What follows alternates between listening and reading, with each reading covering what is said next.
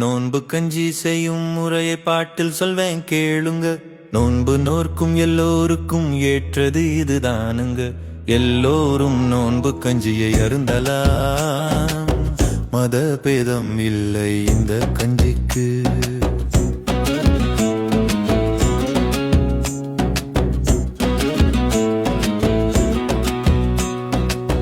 பச்சரிசி சிறுபயறு வெந்தயம் அனைத்தையும் நன்றாக கழுவியதை ஊற வைக்கணும்.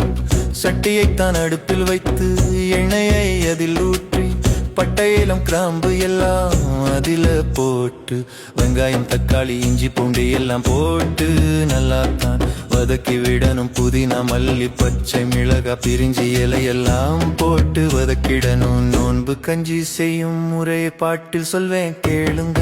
நோன்பு நோர்க்கும் எல்லோருக்கும் ஏற்றது இதுதானுங்க. எல்லோரும் நோன்பு கஞ்சியை அருந்தலாம். மத பேதம் இல்லை இந்த கஞ்சிக்கு.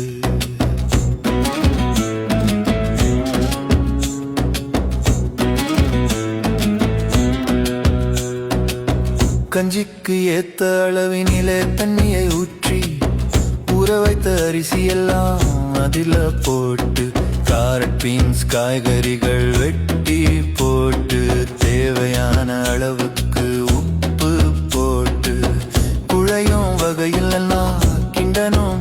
திக்கான தேங்காய் பால் அதிலே ஊற்றணும். அடுப்பை அணைத்து தம்மில் இட்டு திறந்து பார்த்தால் நோன்பு கஞ்சி ரெடி. நோன்பு கஞ்சி செய்யும் முறையை பாட்டில் சொல்வேன் கேளுங்க. நோன்பு நோர்க்கும் எல்லோருக்கும் ஏற்றது இதுதானுங்க. எல்லோரும் நோன்பு கஞ்சியை அருந்தலாம்.